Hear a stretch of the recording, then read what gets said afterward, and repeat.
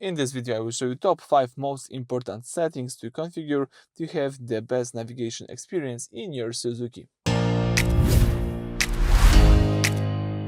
So at the very beginning, let's start by using the Suzuki infotainment system. This particular car is Suzuki S-Cross, but in most cases it should be the similar in other Suzuki cars. So let's here find and select the settings. Then from the settings you need to find here and select navigation from the left bar, so the second option, and here you've got the navigation that you can use. So let's start with the first important things to set it to enable. This is the dynamic route guidance. As you can see, DRG right here. Let's enable this feature. So my recommendation is to set it to on and choose here the mode manual or auto. It depends on your choices. Why? This feature uses real-time traffic data to detect accidents or congestions ahead.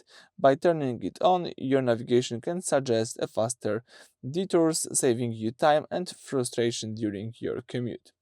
Then let's scroll down, and here let me find auto zoom and let's enable the auto zoom. This is my second recommendation.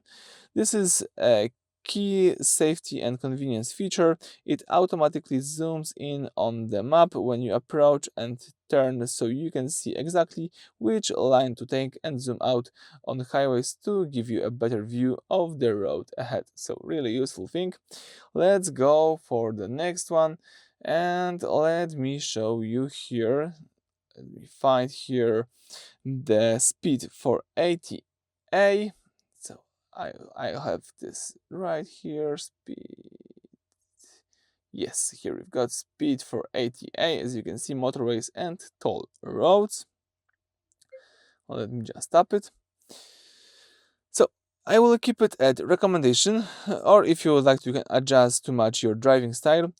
This is your estimated time of arrival, so 80A, depends on these settings. If the navigation is always too optimistic or too pessimistic, adjusting this ensures that the car gives you an accurate arrival time based on typical road speed. So it's quite useful to set it. If you have the suggestions and if you know which of those settings you would like to choose, you can do it, but in my case, recommendation, I think it's the best.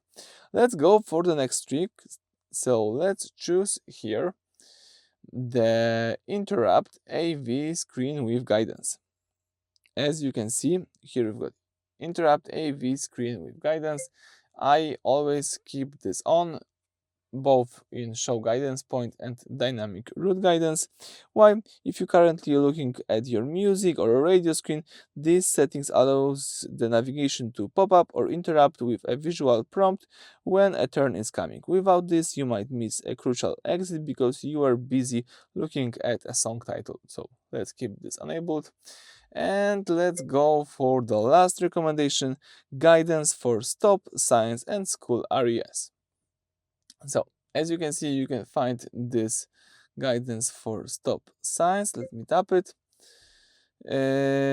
I always keep this display and sound, and also I will enable the warning of school area.